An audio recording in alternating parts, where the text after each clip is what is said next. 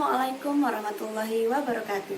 Saya Luciana dari program studi Pendidikan Guru Madrasah Ibtidaiyah, Fakultas Tarbiyah dan Ilmu Keguruan. Video ini dibuat dengan tujuan untuk memenuhi tugas mata kuliah praktik mengajar 1, dosen pengampu Susilawati, MSI. Baiklah, dalam video ini saya akan membahas tentang komponen-komponen keterampilan menjelaskan. Namun, sebelum saya membahas lebih lanjut apa saja komponen-komponen keterampilan menjelaskan, saya akan membahas terlebih dahulu apa itu komponen keterampilan menjelaskan.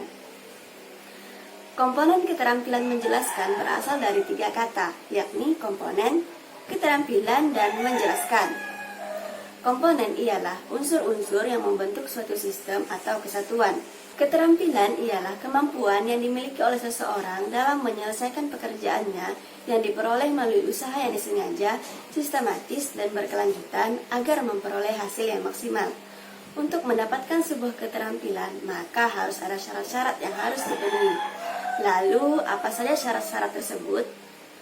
Syarat-syarat tersebut ialah yang pertama, kesiapan fisik. Kesiapan fisik di sini maksudnya ialah penampilan guru harus benar-benar meyakinkan. Artinya, penampilan dirinya harus menunjukkan benar-benar adanya wibawa seorang guru. Contohnya, kondisi badan yang benar-benar sehat, kerapian, dan kebersihan yang selalu terlihat. Yang kedua, kesiapan non-fisik.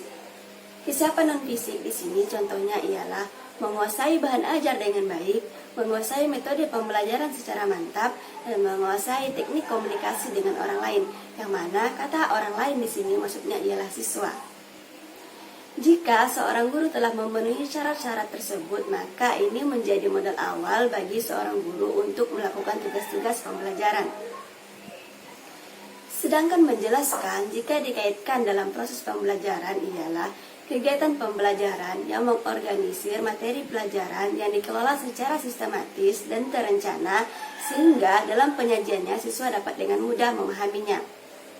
Jadi, dapat disimpulkan bahwa komponen keterampilan menjelaskan ialah unsur-unsur yang dilakukan oleh seseorang dalam menyajikan suatu informasi secara lisan yang dikelola secara sistematis dan terencana agar memperoleh hasil yang maksimal.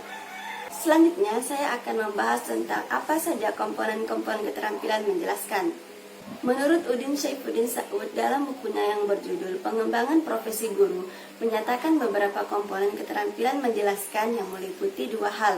Yang pertama, komponen merencanakan, dan yang kedua, komponen penyajian suatu pesan. Namun, dalam video ini saya hanya terfokus pada pembahasan komponen merencanakan. Baiklah, langsung saja saya akan membahas tentang komponen merencanakan. Penjelasan yang diberikan oleh seorang guru itu harus direncanakan dengan baik. Melalui perencanaan yang matang, maka kita akan terhindar dari suatu keberhasilan yang bersifat untung-untungan.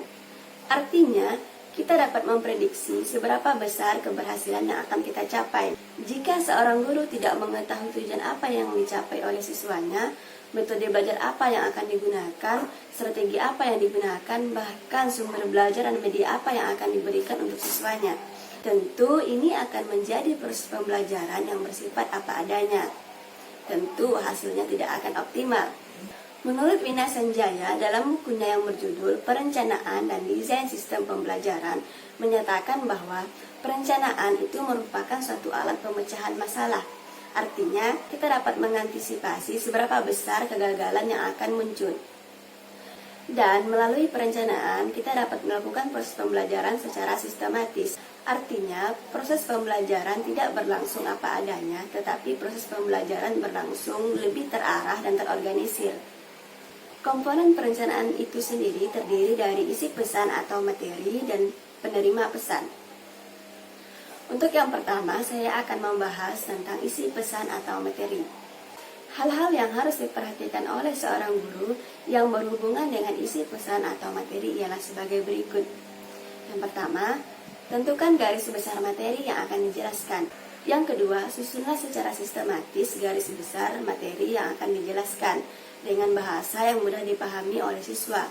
Yang ketiga, siapkan media atau alat peraga untuk memberikan contoh atau ilustrasi yang sesuai dengan garis besar yang akan dijelaskan. Untuk media itu sendiri bisa berupa 3 hal, yaitu baik itu audio, visual maupun audiovisual. Media audio di sini maksudnya ialah berupa suara, misalnya musik. Lalu media visual itu bersifat penglihatan, misalnya gambar. Dan media audiovisual itu contohnya video. Yang kedua yang akan saya bahas ialah penerima pesan. Memberi penjelasan, kita harus mempertimbangkan siapa yang akan menerima penjelasan tersebut.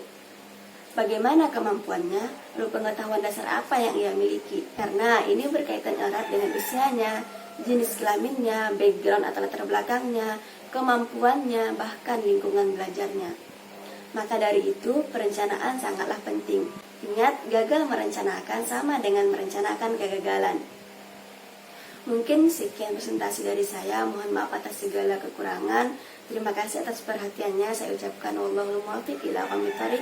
Wassalamualaikum warahmatullahi wabarakatuh.